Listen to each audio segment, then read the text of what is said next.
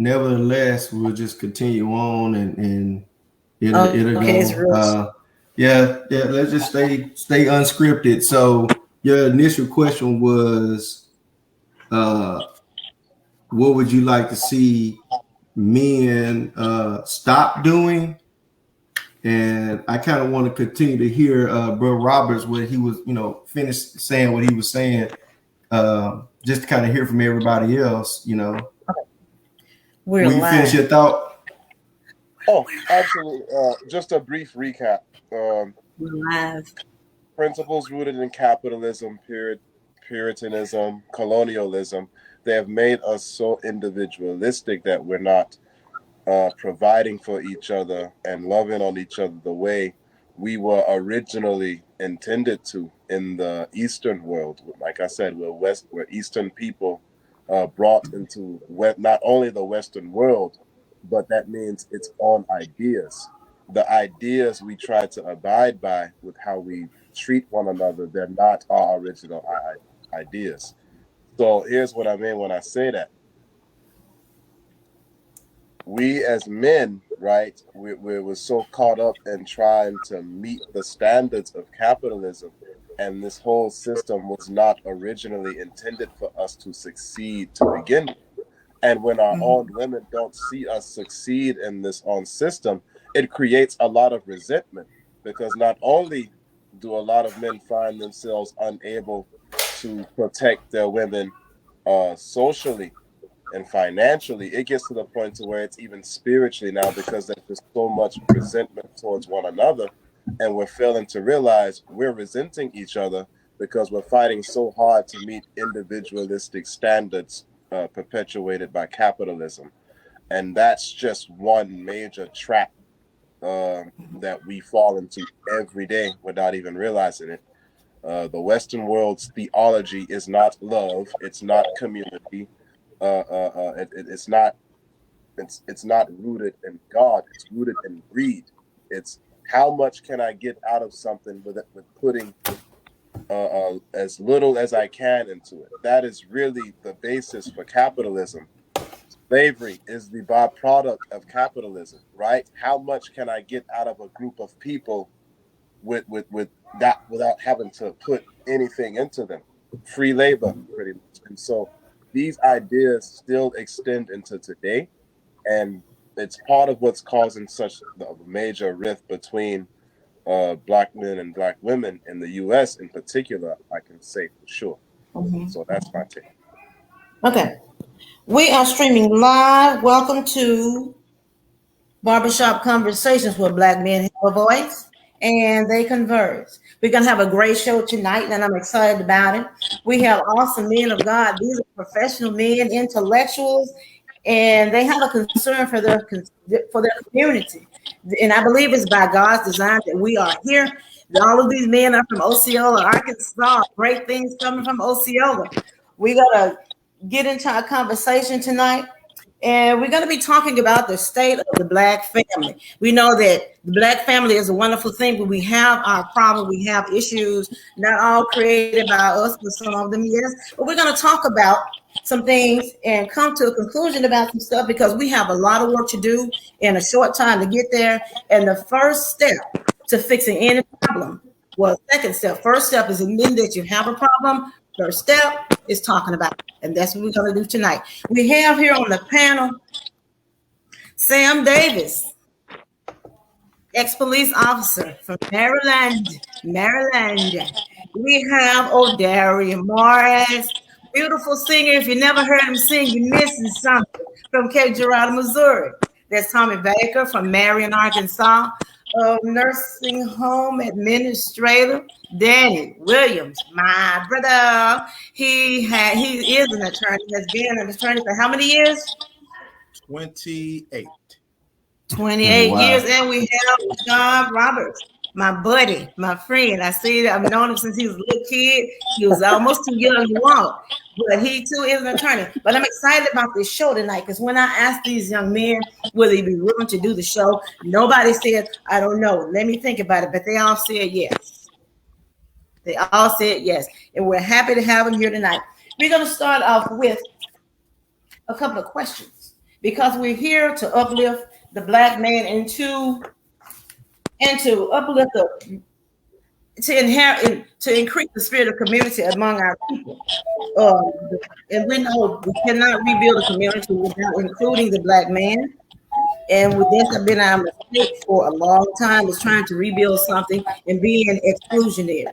But we can't keep them out. We should not, because that makes a half, not a whole. Anyway, let's go ahead and get started. We have a lot of stuff to talk about. Feel free to chime in. Feel free to comment. We're gonna talk about it. First question, and this is starting with the youngest, whoever that is. Go ahead. Well, what, in your opinion, is plaguing the black communities the most? What, in your opinion, is plaguing the black communities the most? In my opinion, is fatherless homes. I feel like fatherless homes is a big reason why you see a lot of dysfunction in our society. And I say that from a place of experience, because if it had not been for my mom and my grandparents and the people around me, the village that raised me, I feel like I would have been just another, like a statistic, because I didn't have a full time father like in my home at like all times. Like, he was there, but for the most part, I had to learn everything on my own. I had to learn how to raise a family. I had to learn how to provide. I had to learn how to be what I consider to be a strong man. Um, I know Rashad earlier was talking about, the trying to meet a standard, and a lot of that has to do with the things that have been put in place, that we're looking at, and we're just like, how can I become that, to feel like I'm important? But in my mind, I just looked at it as, in order for me to consider myself to be a man, able to like provide for my family, these are certain values and things I need to have, but I found myself lacking in those areas. And I would look at other men and other people that had their family together. I'm just like, why can't I have that?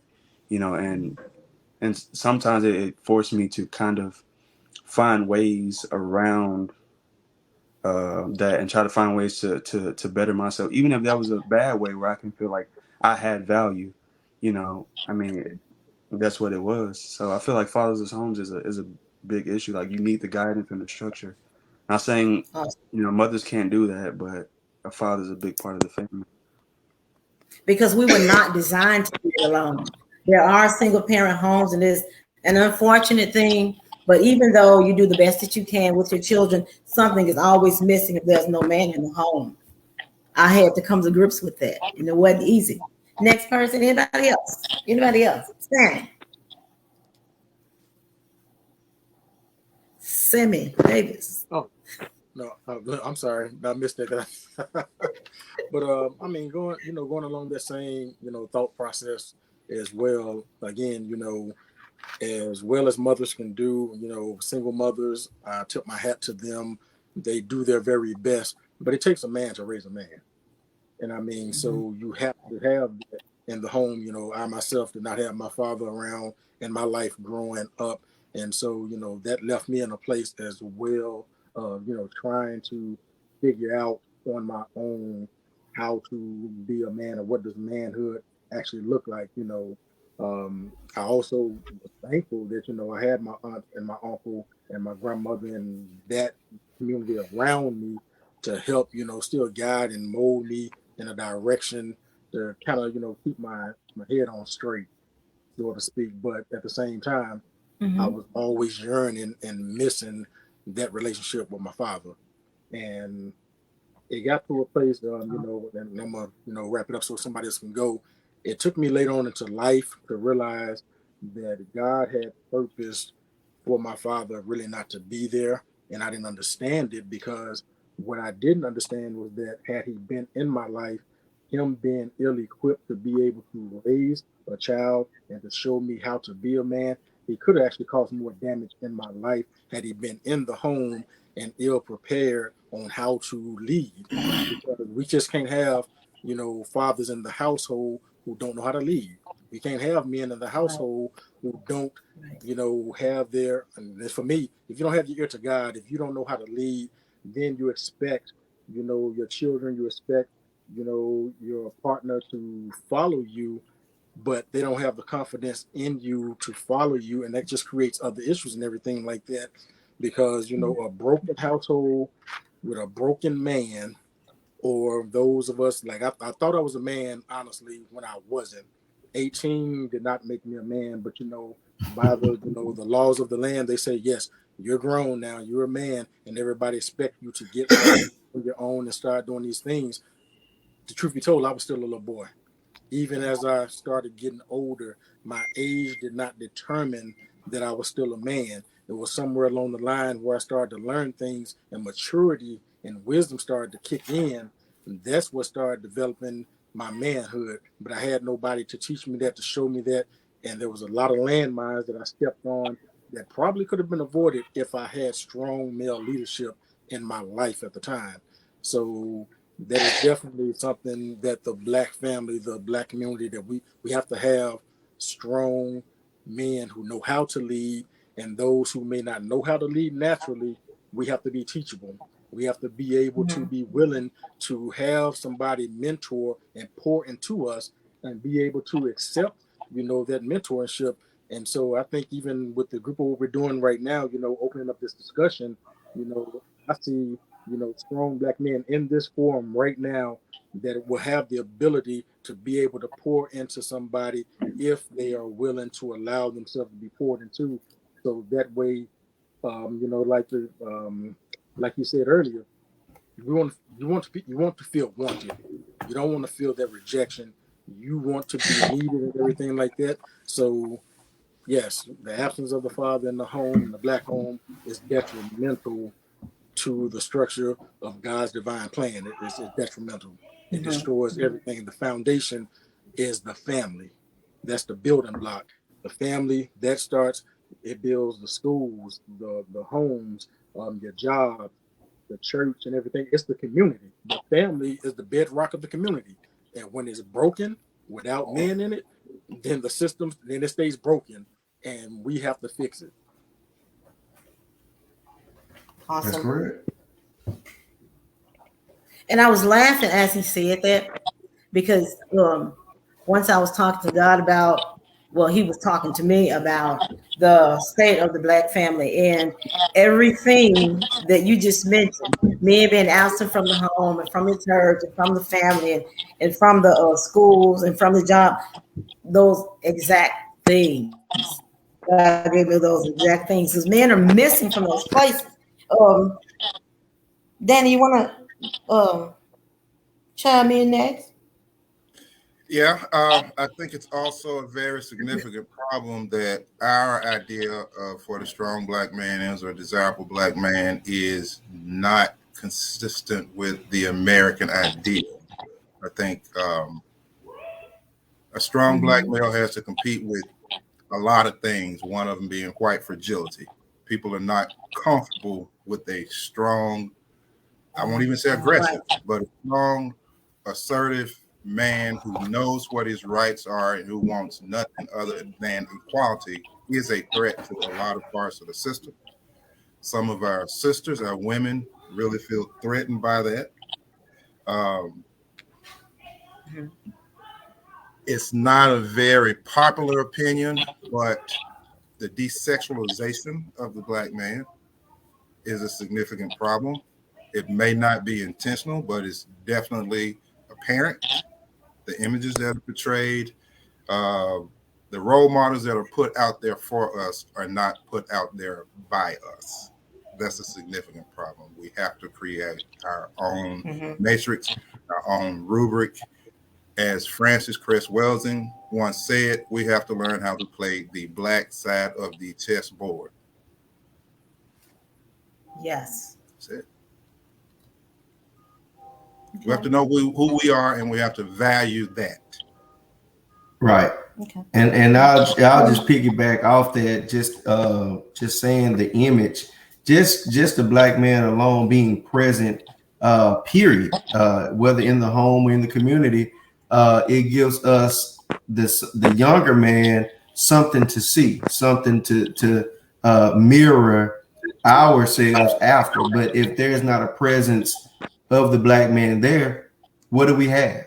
You know, what do we see? We have either social media, especially these days, or some false image of who we actually should be. So I totally agree. I concur. Awesome. Rashawn? No, I was just saying I concur with everything that was just laid out about imagery and our own metrics, using our own metrics. That was the real thing that made me go, yeah. That's gonna be the one. And I mean, can I interject? Sure, go ahead. What was said, also about that right there. This is intentional. The imagery, that's intentional. This is not by mistake. This is all by design. And again, Yes. the feminizing us as black men, making us feminine, and making that the forefront of what black men should look like. That's all done by design, because as it was spoken earlier and everything like that, again, there's a fear of just a strong black man, like I said, not aggressive. We don't have to be aggressive, but just our very appearance, again, it shakes them up because they know the strength and the power that lies within us individually. But just imagine if we can come together collectively, that just strikes fear in Right. everybody all around.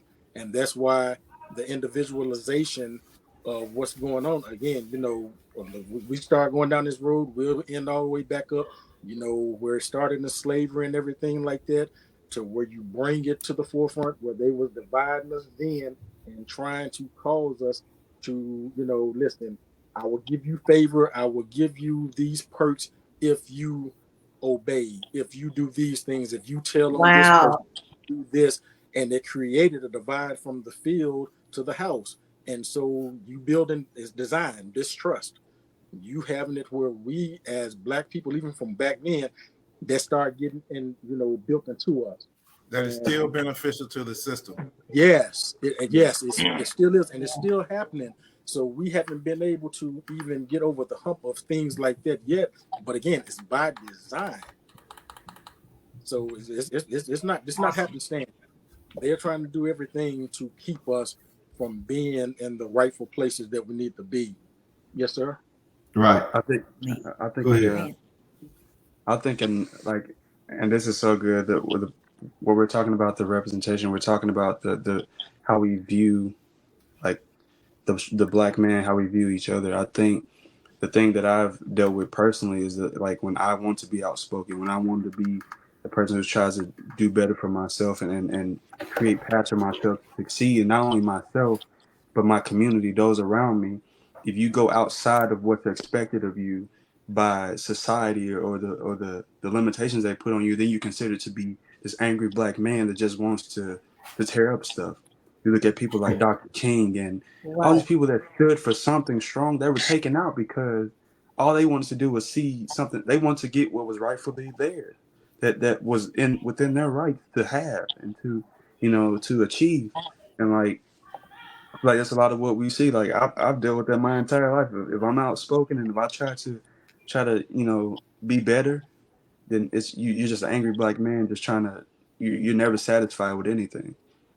And I feel Right. like Not that's even just angry black man, but more so you not just angry, but you they'll say you bougie because you want something better, or they'll call you this little white boy, because I've been called that when I was, coming up in school. Of course, in Osceola, you're gonna get checked, but to identify me, a black kid, as a white boy, come on, where does that state of mind come from? Clearly, I'm a brown skinned kid. I don't have the amenities that the white kids have. So why call me a white boy? Because I wanted something, or I was raised different than others. And to piggyback on the whole anger remark, this is how I just get past that whole feel of the white gaze or being called angry for wanting better. I really feel like that it's all projection. It's what a white person would feel like if they were in our position. So it's so easy to call us angry when we're trying to do the right thing. They know they would be angry having to do all this just to get what's right. So at the end of the day, it's just this massive projection. That's the only way I see it. And that's why I don't even care about it anymore. I just don't. I stopped caring. I don't know if I have to put a specific time on it, but just know I don't care anymore. It's out the window. If I come off as angry, guess what? I have that right to that emotion if you have violated my human rights. And that's just going to be what it is at this point. If you do something that makes me happy, you know what? I'm a human. I have emotions. I have a right to express myself. I have a right to tell you you're doing something that's harming me and my family and my community. And whether or not that makes you uncomfortable, that's just going to have to be something you choke on, in my view. Mhm. And I hate to sound that way, but that's just where I'm at in life. So Awesome. The next question. Now, I was going to ask one regarding the power of a black man, because we know that our black men are powerful, but I was wondering, I always wondered, do you realize you're powerful? You just expressed that. So we're going to bypass that one. But I don't know if you I don't realize. think that it needs to be that even needs to be bypassed. Yeah, us five guys, yeah, we know that we are, but we grew to that place because we didn't come out knowing that. We had to, like Samuel was saying, he didn't know what it was to be a man and so on and so forth. As he grew older, it wasn't age and none of that. It was just experience, trial and error. And then the light bulb kicks on. But having that male figure, your father, or a strong black man in your life from your adolescent stage up, it actually gives you a head start where somebody that didn't have that, us five, on here, we didn't have that head start. So we had to build to that place, you know. Go ahead. I was just gonna say, I just wanted to say I feel more powerful now than I did 10 minutes ago because there's Awesome. five. The power of us five is different than the power, whatever power I could manifest alone. And I feel that already just talking. So tomorrow is going to be more powerful than today for us five. Yes, sir. Talented that black men have, that's where the power is. Awesome. Is it knowing? Right there. Oh. Hands on, sir. Now, let me ask you this. We've been talking about the black father and him being absent from the home. But we want to talk about some things that may have not have been if he had been in the home. For instance, we know that there is an issue with drugs and guns in our communities. But if the black man was in the home, do you think those problems would exist? Yes or no? And explain why. yes. Okay. Here is my premise, and I may be off, but we have to remember a generation of fathers were removed under the crack cocaine epidemic. It was them who succumbed to it. So it's like the premise that, oh, okay, if they were there, then their children wouldn't have succumbed to it, but it was them who succumbed to it. So, and we also need to keep in mind, when we say epidemic of guns and drugs, right? A lot of poor folk in communities, they don't have passports to go get these specialized weapons you see popping up in our neighborhood. They don't have the passports to get these different types of drugs you see flooded into our communities. It came from somewhere. Exactly. They don't have planes, don't have boats. Absolutely.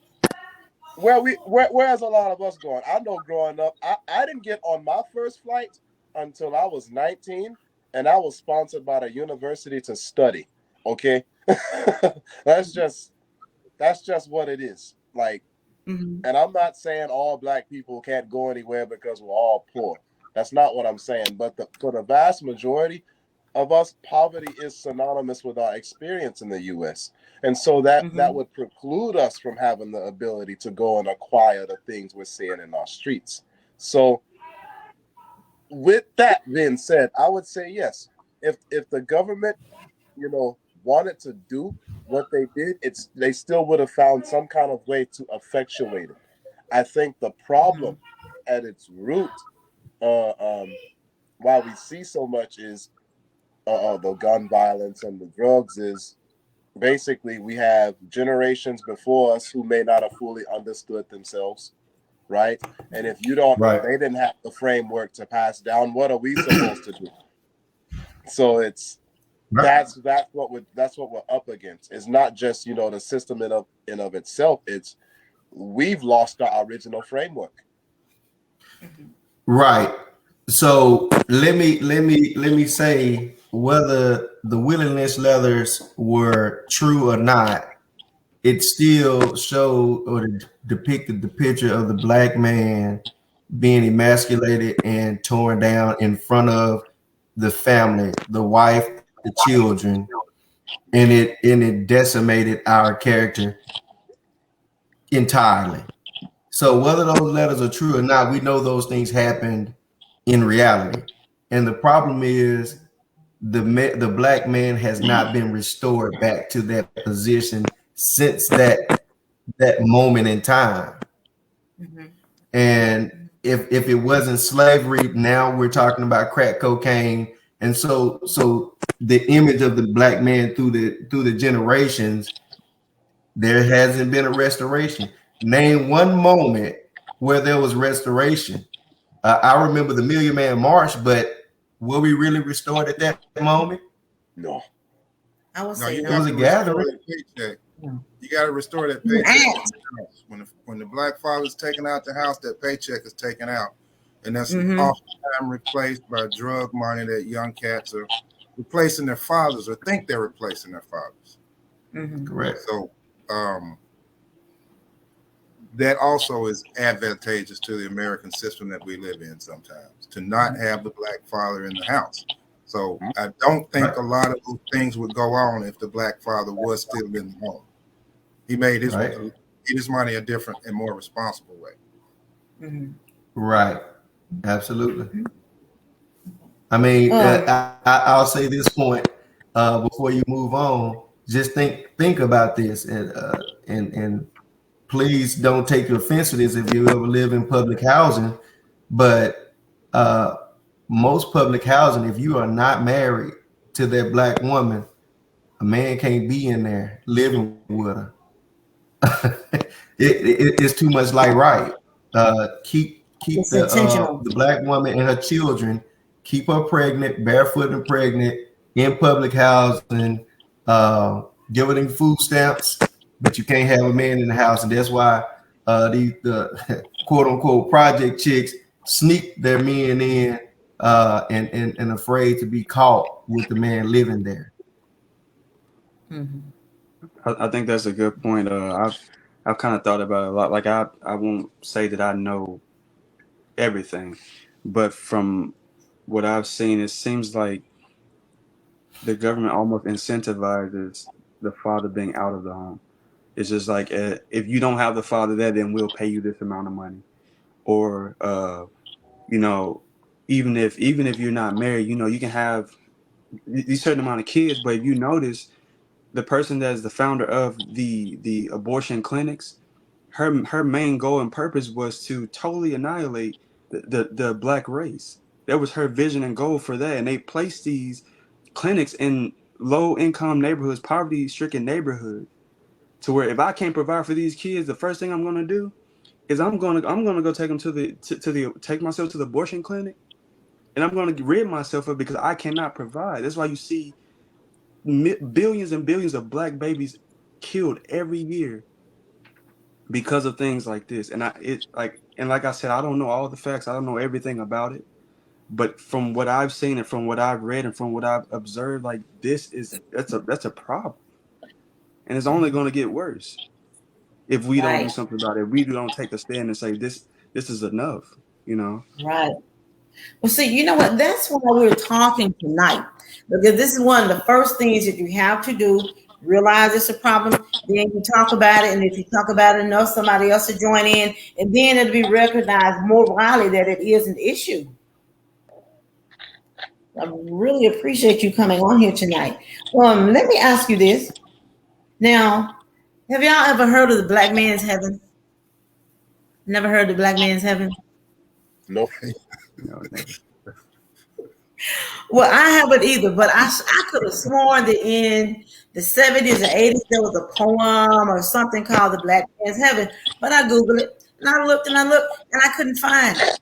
But what do you what in your opinion is the black man's heaven? Going back to that diagram that we were talking about, what in your opinion is the black man's heaven? Because I have my idea, but I'm not a man. What in your opinion is the black man's heaven? Do you know who Dr. Ben is? Being who? Dr. Ben Yakinen, Dr. Yusuf Ben. He's a African historian. Oh yeah. No. Dr. Ben. I won't say that I agree or disagree with Dr. Ben, but he said that originally the black man heaven was between the legs of a black woman. The progenitor of black I heard life. it. Right. That's where life comes from. That's where you come from. That's if babies come from heaven, that's heaven. Dr. Ben, not me. Hey, let's exclude the fact that we even got a woman on this call. Hey, that's the real, understood. Yeah. Okay, but you said you don't necessarily agree. There's more to heaven than just that. Or disagree. I mean, I'm go ahead. sorry. No, you good. No, so I would say, going back to one of my original points, the way we love and provide for one another, I think it's an innate thing within us to want to provide for the ones we love and care about. But the way we have to work here in the Western world in order to do that, it's so perverted, right? So in my world, like I have my own land, I grow my own crops, I have my own goats, I have my own animals. I can barter with my neighbors. We can come together. I've got my wife, I've got my children. We're in Africa. We're under the sun. Like, we may have a few pet lions. I don't know, but that's just the gist. But you kind of get where I'm getting at, right. And it sounds archaic when I put it that way, but that was when God said in the Bible that, we were cursed to work. He did not say we were cursed to be deprived of our labor, right? We were cursed to have to work for the things that we want, meaning we had to grow our own food. We had to tend to our own livestock. We had to do these things in order to make it. Remember, in the story of the Garden of Eden, we didn't originally have to do these things. That was the curse. Now, when we compare this type of work with the exploitation we face in here today, no, it's not the same thing. So my heaven is, still being able to work and make provisions for my own, but not being robbed of the fruits of my own labor. I get to benefit from my labor, and I get to take that and be the provider for the ones I love. That's my heaven. So. Awesome. You know what? Well, I'm gonna tell you what. I'm being a woman. I'll tell you what I thought the black man's heaven was. I mean, I thought in the same house, having a job to make money to provide for them, having a church or a relationship with God. You know how I feel about church, but having a relationship with God and then being welcome at their schools. That's just my thinking. I'm just a woman. Let me ask you this. We were talking about a moment ago about Helen. What? Yeah. Anybody else got a thought on black man's heaven? What? Anybody else have a thought on black man's heaven?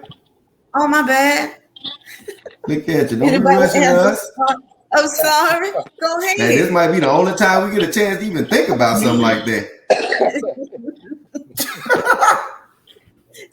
Well, I just want to clarify Dr. Ben's comment. That comment was made because the original person, the mother of mankind, not just black people, is a black woman. Mm-hmm. So that's what that was about. That's where all babies come from. Is from a black woman. So that's what that was about. It was not a sexual comment at all. Right. Yeah. There you go. Absolutely. Okay. Well, what we were talking about a moment ago about single mothers raising children. Okay, let's flip it a bit. And I think this is something that we need to talk about because it's not talked about enough. I mean, we never talk about this. But what about, you may be young, some guys are old, men who have children and then run away from them. You know, I think that is a strain on the black community as well because it creates a lot of angst. It creates a lot of ire. And it makes the mother bitter and it leaves the child wanting for him. So what would you say to somebody who has multiple children like that? If you were given an opportunity to speak to them and they would stand there and listen to you, what would you say to them? I mean, the children are already born, but what would you say to them? There are so many different scenarios. So Give me one. Systems, so many different reasons. I can't make excuses for people I don't know. But right. Well, you know one. Well, yes. When you No, have he knows two. I know two. When you have a black father, it's usually because the parent can't get along. That's a two-way street. So it doesn't matter if he ran away from his children or if he were chased away from his children. The result is the same. He's away from his children. Well, I want to focus on the one. I think Sammy got something to say. Go ahead, Sammy. So on that right there, I get both of those points absolutely because it happens. But I am still a firm believer that as black men, because that's whom we're talking to and talking about, we cannot still so easily abdicate our responsibilities to our children. Regardless, we cannot do that. Yes, listen, we laid down, we made the children, and she didn't know I was crazy. I didn't know she was crazy. But then the result is a child that's innocent in this right here now. And we just can't sit up there and drop it and say, you know what, your mama was crazy, so that's why I didn't want to deal with you because she was giving me problems. That we don't have the right to do that. We just don't, and we should not be making excuses and keep that to listen. Whatever we have to do, whether it's through again the whole system in America and whatnot, if we have to go through the courts, if we have to third party this through your mama, through my mama, somebody, we just cannot be dropping our kids like that. We just can't. So when we do that, when we accept the excuse of whether, hey, I didn't want to be a father in the first place, then we shouldn't have did what we did, or she ran me off. That's still not an excuse. It's just not. I'm sorry. No. If somebody else may feel different, but we can't do that. We have to be responsible and take care of our kids. They didn't ask to be here. You know, they didn't ask to choose us as the parents. That wasn't our choice. So we have to step up. Hell, high water, whatever it is, we have to do our best, and we have to teach this to the next generation and whatnot. Because again, a lot of it comes down to communication. It comes down to the communication and their lack of communication. We don't know how to, speak to one another. We don't know how to have conversations without being emotionalized. And this men and women alike. So I'm not just going to say women are always emotional. We get emotionalized too. Yeah. We get angry. We get upset. And then when we don't know how to channel that those emotions. We don't know how to have an outlet to them. Then we start seeing how this affects other areas of our lives. And I know that, we're talking about a specific, question right now, but, we see it when we see the young people and even some of us that are older. Somebody looked at me wrong. So now we take it. Somebody, it looked like they cut me off in line or whatever. So I'm taking their life. And that's all built out of emotion. So we are emotional when we're doing these things. We don't know how to operate in that. But again, back to the basis of it, we can't walk away from our responsibilities. We can, we do, but we shouldn't.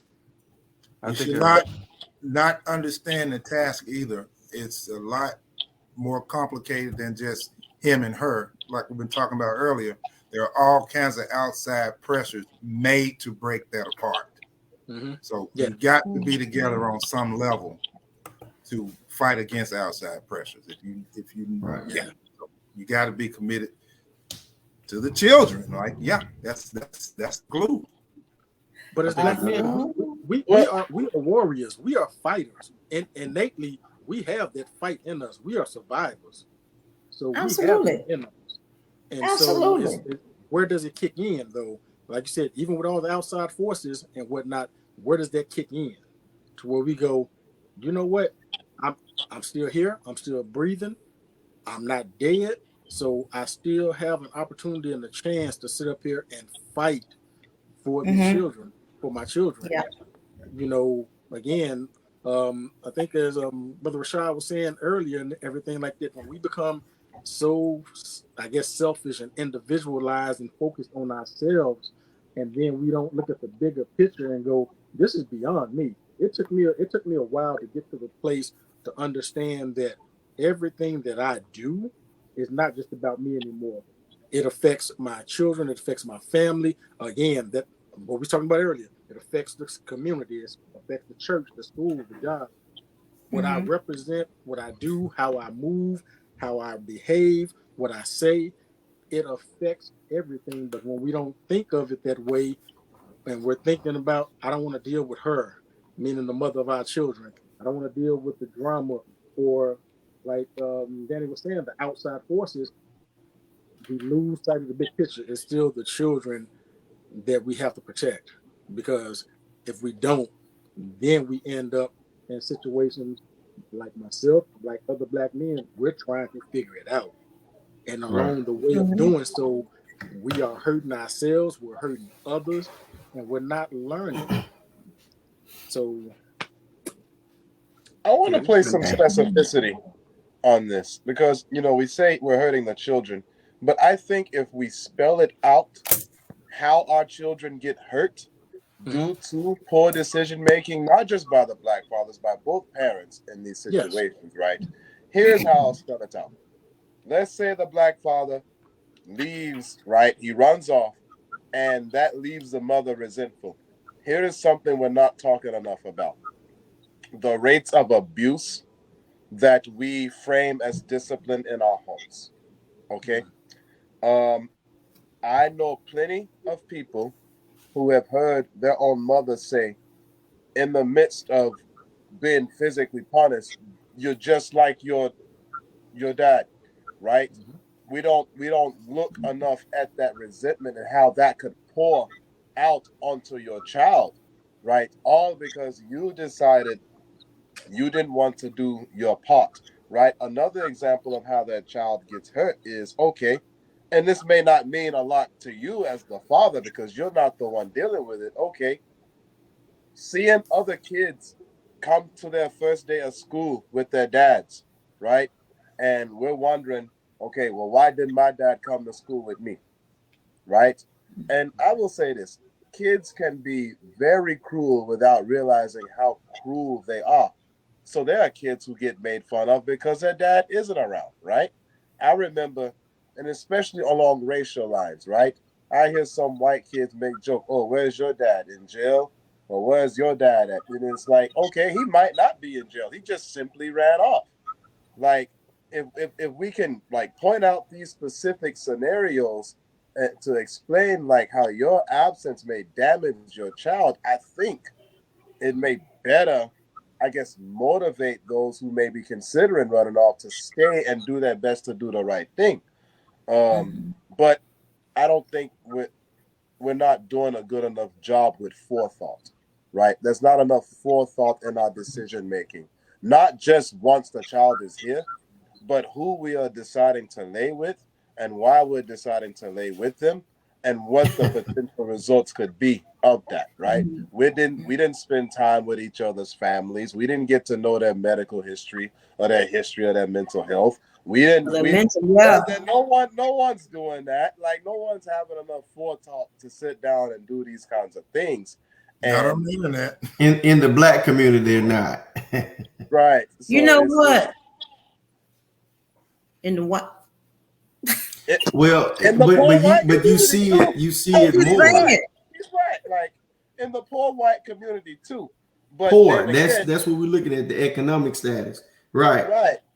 Poverty still in of itself, the intersection of class and race, poverty is still more synonymous with black people in the United States than it is with white people, even though just off a strict number, raw data, there may be more poor white people in the US than there are poor black people. But again, it's all Population. media propaganda. It's all of that stuff that would, puts those images out of the welfare queen, of the absent father, of the rapper who all he cares about is getting his homes and money and cars and clothes and stuff like that. Like all of that stuff, if we would just, I guess you have to be raised and trained to practice, the skill of forethought. And like I said, it goes back to what I said earlier, that framework is not there. Like it's not there for us to say, hey, maybe I shouldn't lay with such and such because I don't know, I saw her slit the last 4 guys' tires who she's had. You see what I'm saying, right? It's and forethought isn't just for us, it's for all of us. It's for the men, it's for the women, it's for the children. We can instill it in. But I think a lot of the times when I see people making their decisions, sexual decisions, it's right there. It's in the moment. It's, this is just fun. And they're not considering, what could really come of that.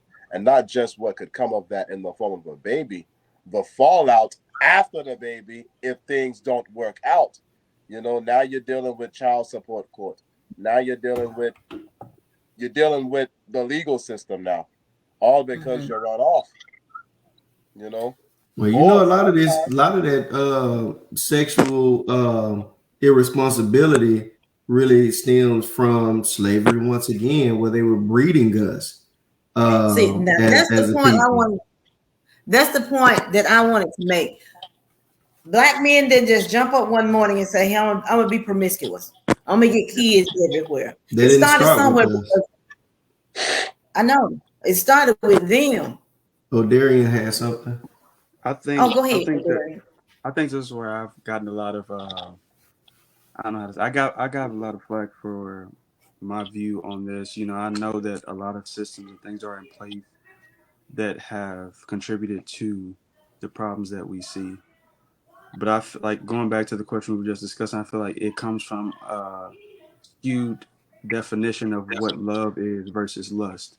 It's just like Rashad said, in the moment, this feels good, but I don't have the forethought to know what's going to come behind this. And when it comes to things like that, I feel like there's not really a system in place that has kind of made it, because human instinct is human instinct. We all choose to love, like we make our own choices. So if I choose to lay down with this person and have this baby, I made that choice on my own, and I chose whether I'm going to stay present or I'm going to leave.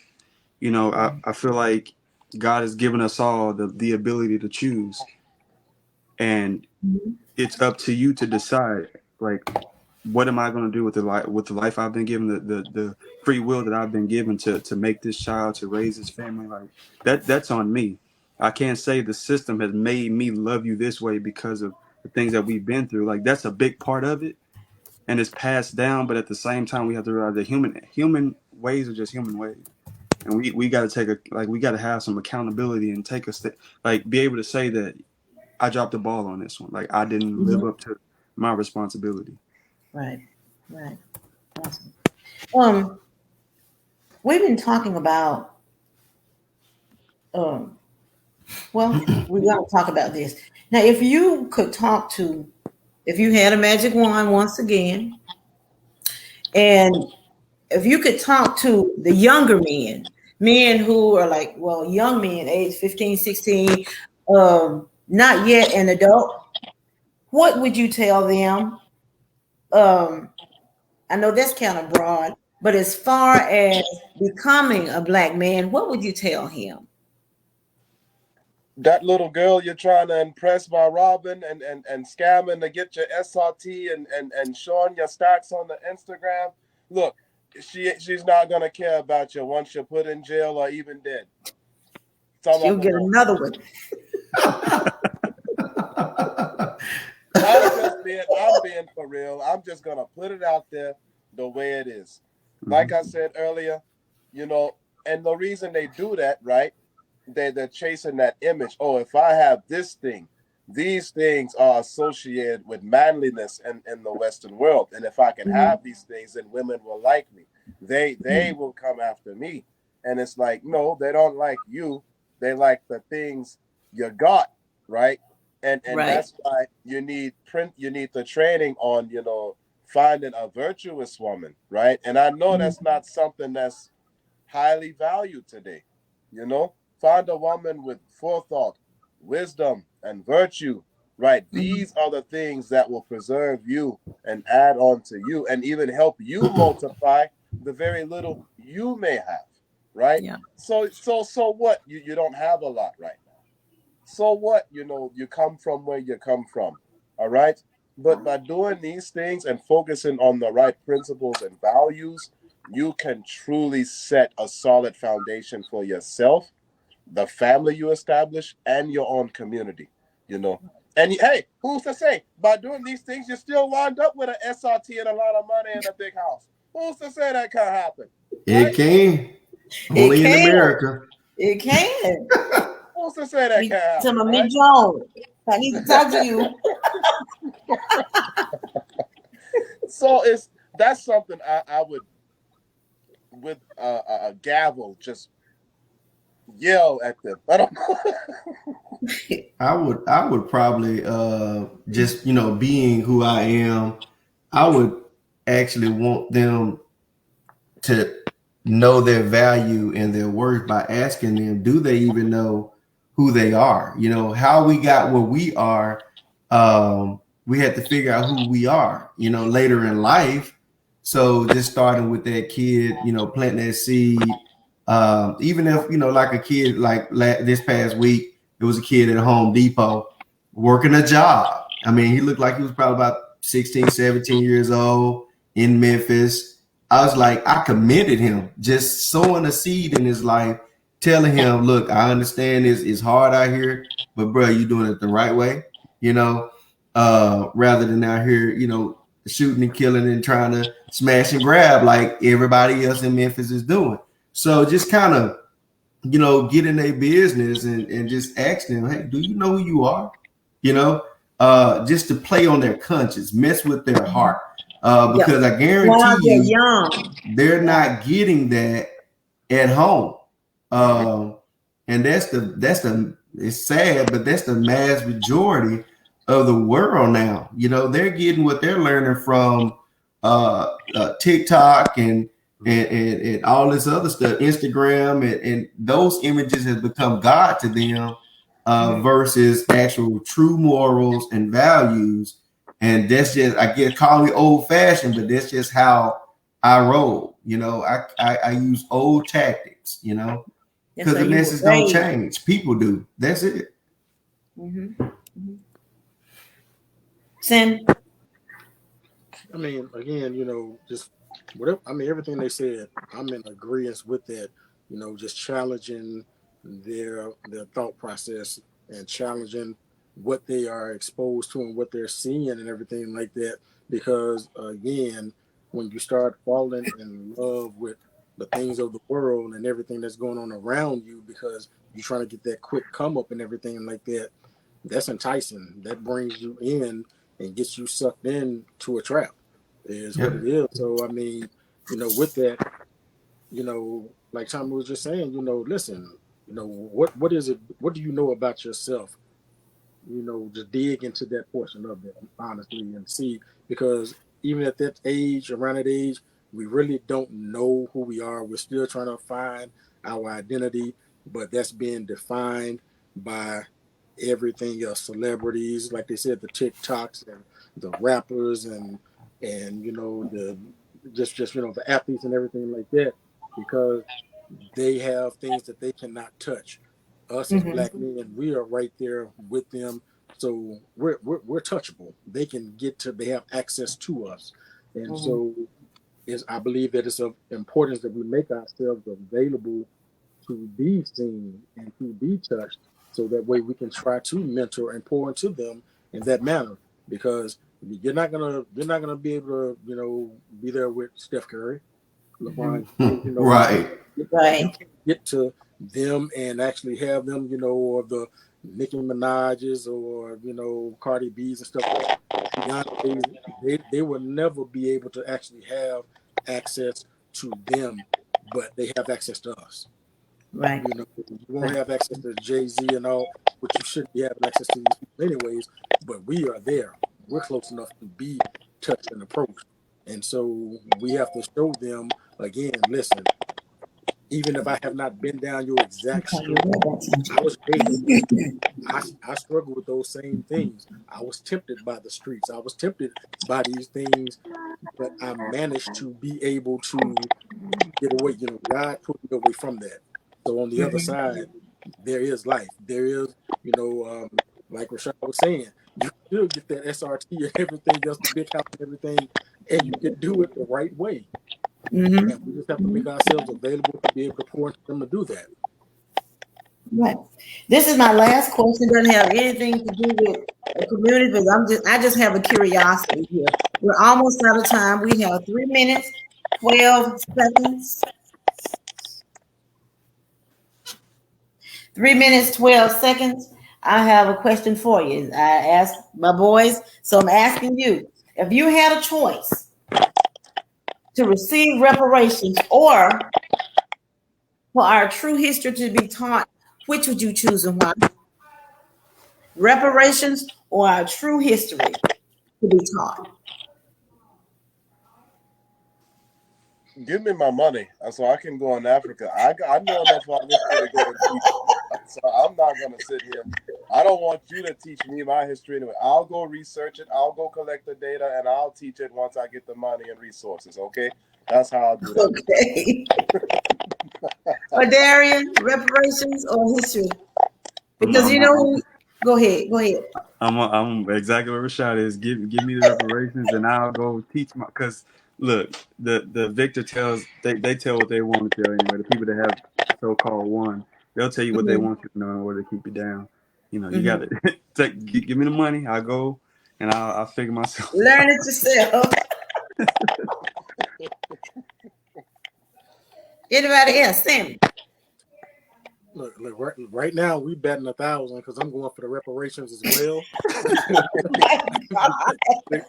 because again, look, the financial avenue is going to open up those doors for me to be able to go places that I would not be able to go without it. Be able to research and find these things out. And like I said, before Danny left off, look, I have to write a book. I can write it because now I have the resources to be able to write it, publish it, and get that information out there. So, and then also the reparations, that's going to be that foundation that I get to lay for generational wealth for the rest of my family and my kids and their children, and everything going forth. So give me the reparation. Yep. Okay. TJ. I'm gonna go ahead and go with the word recompense. You did ask that question of us, reparations or recompense. That's the actual question that you asked us, and I said recompense. Recompense gives it's actually giving revenge back for the wrong done. while I would like to have that money, we're still going to be in the same situation that we're in. I don't Far know. as Now, if the history is taught true, the true, real history is taught. Now let's go tear down a lot but of things. what is the true history? You know, we don't know what It's the none of true. what's being taught now. I get that, but I still stand with recompense because I want the wrong righted.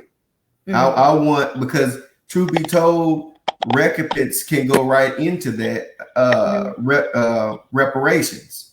If they make the wrong right, then one, I'll be healed internally, and my generations after me will be too. And then the money can come along with it, and we'll have access to it limitless. So I'll stick with recompense. Awesome. Well, we're about out of time. I've enjoyed this so much. And thank you all for coming on. Don't wait 3 months for us to get back together. It won't be, man. I have enjoyed this so much. Thank y'all so much. Listen, let's spread community love. Let's spread black man love, however you want to say it. Listen, we got to do better, and we can start with this. Until next time, this is Helen. I think that I just like to table. I want to table it. Table this. I want us to continue this same conversation on the next segment. Yes, sir. All right. Y'all have a good night. Say your spiel. It's all right. Anyway, good night, y'all, and thank you so much. Good seeing y'all, brothers. Good night, everyone. Seeing you. Stay safe. All right. And to my viewers, edify the people, we're out. Thank y'all for joining.